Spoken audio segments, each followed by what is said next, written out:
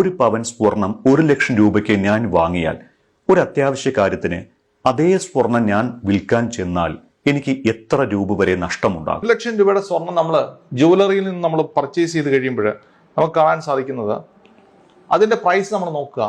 1,00,000 രൂപ നമ്മൾ സ്വർണം 1,00,000 രൂപയുമായിട്ട് നമ്മൾ ജുവലറി പ്രവേശിക്കുന്ന ഒരാളെ സംബന്ധിച്ച് അവർക്ക് ഒരു 20% പണിക്കൂലിയോ അല്ലെങ്കിൽ അതിന്റെ കിഴിവോ അല്ലെങ്കിൽ തേയ്മാനോ നമ്മൾ പരിഗണിക്കാം. രണ്ടാമത് അതിന്റെ GST ഒരു 3.25% പരിഗണിക്കാം. അങ്ങനെ നമ്മൾ പരിഗണിച്ച് നമ്മൾ പുറത്തേക്ക് ഇറങ്ങുമ്പോൾ നമ്മുടെ കയ്യിലുള്ള ആസെറ്റ് അല്ലെങ്കിൽ 1,00,000 രൂപ കൊടുത്ത് വാങ്ങിയ യഥാർത്ഥ ഗോൾഡിന്റെ വാല്യൂ അല്ലെങ്കിൽ ഗോൾഡിന്റെ തൂക്കം എന്ന് പറയുന്നത് 76,750 രൂപയുടെ ഗോൾഡ് ആയിരിക്കും നമ്മുടെ കയ്യിൽ ഉണ്ടാകുന്നത്. 76,750.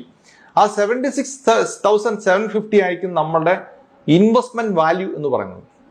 നമ്മൾ തിരിച്ചു കൊടുക്കുമ്പോൾ GST കിട്ടില്ല. തിരിച്ചു കൊടുക്കുമ്പോൾ നമ്മൾ തേയ്മാനം പരിഗണിക്കും, പണിക്കൂലി കൺസിഡർ ചെയ്യില്ല. അവിടെയാണ് നഷ്ടം ഉണ്ടാകുന്നത്.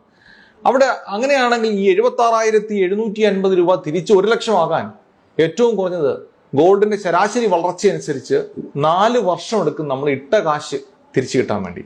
അപ്പം ഗോൾഡ് ഓർണമെന്റ്സ് ആയിട്ട്, ഗോൾഡ് ആഭരണം എന്നുള്ള നിലയിൽ നല്ലതാണ്.